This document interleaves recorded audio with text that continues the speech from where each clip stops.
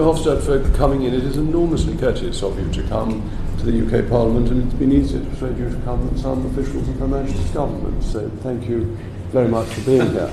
And my apologies for being late. I was asked to see the whips about some of today's business on the meaningful vote. I want to follow up on one of Mr. Wilson's questions on the Irish border, to get your view on what would happen in the event of no deal.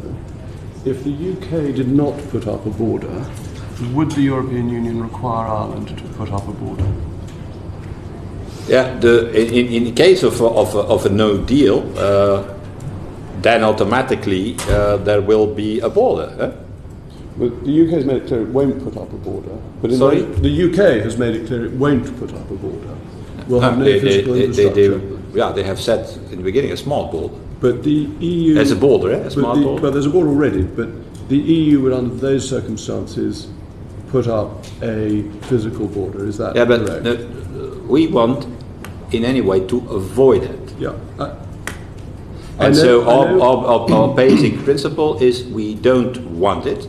That's also the reason why we want an agreement. Yes. And you prepare yourself always for the worst scenario, but that is not our thinking for the moment. No. And we want to avoid it in any circumstances.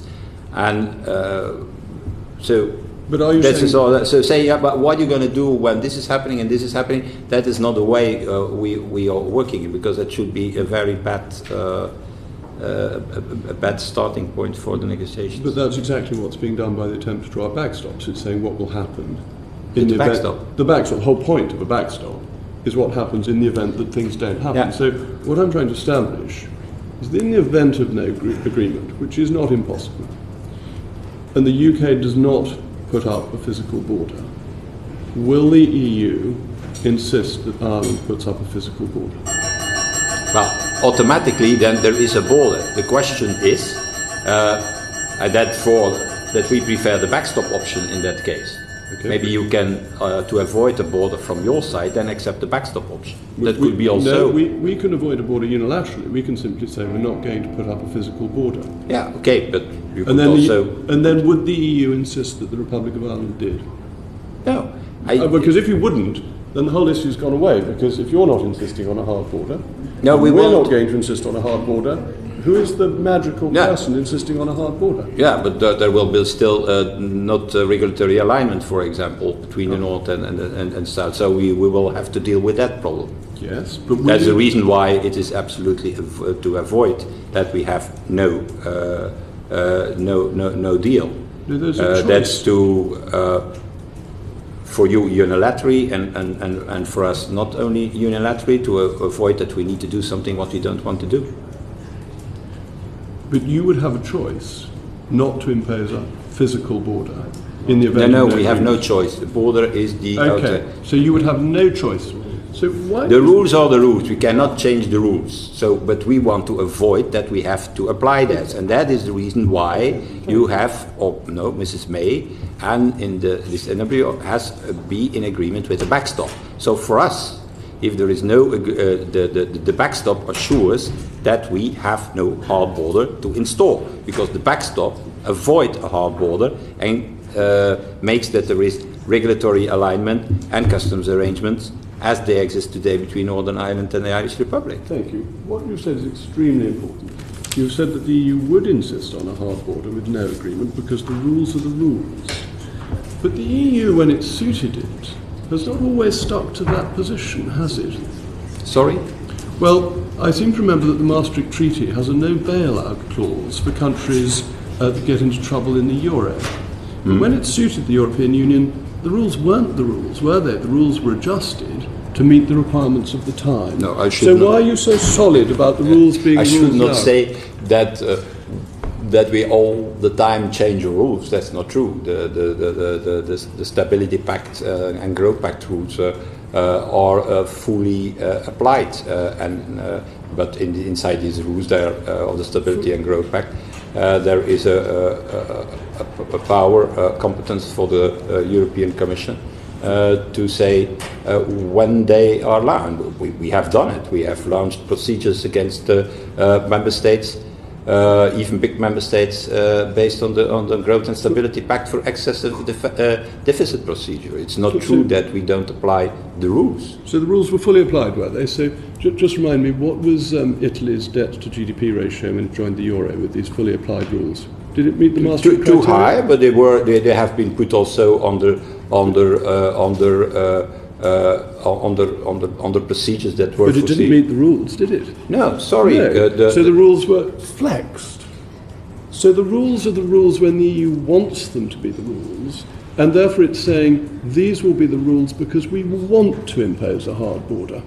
But the rules could be flexed in this area because, as you said in one of your earlier answers, the flexibility, you represent a lawmaking body. The flexibility that has been used inside towards deficits and public debts towards countries of the Eurozone were possibilities that were foreseen in the rules of the Stability and Growth Pact.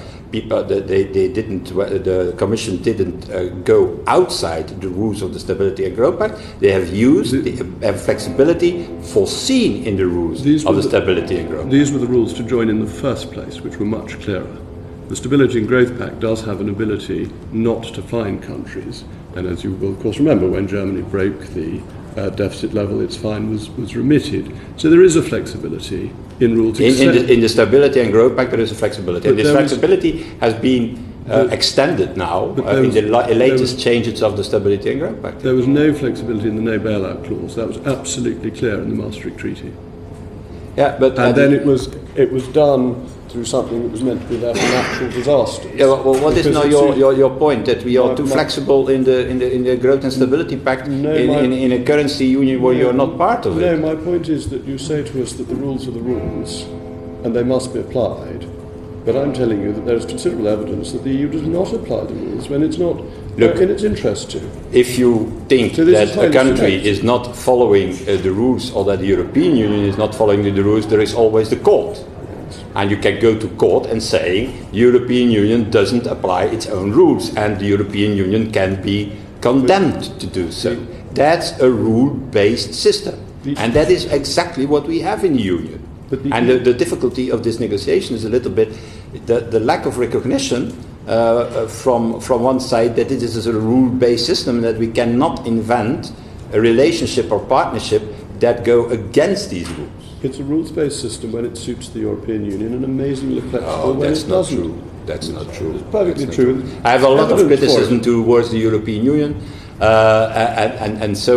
but you cannot say, oh yeah, there's a system that adapts itself when it suits one or other big member state, I presume. So did the Maastricht Treaty allow for bailouts?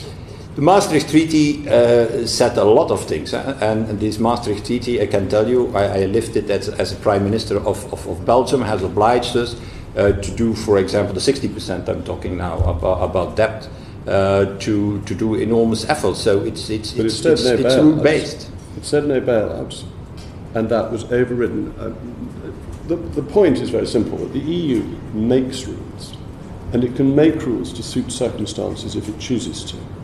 But by a voluntary decision, it is choosing to say that its rules are sacrosanct, when in other areas it's been much more flexible, and that this ought to be a part of a sensible negotiation rather than the EU simply saying, we will stick to rules which we haven't done in the past.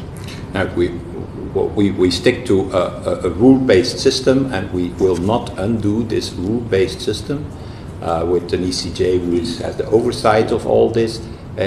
During this negotiation, we will in this negotiation. But it's been done in this negotiation, like in other negotiations, like in any negotiation that the European Union has with another country. Okay. Okay. Thank you very much.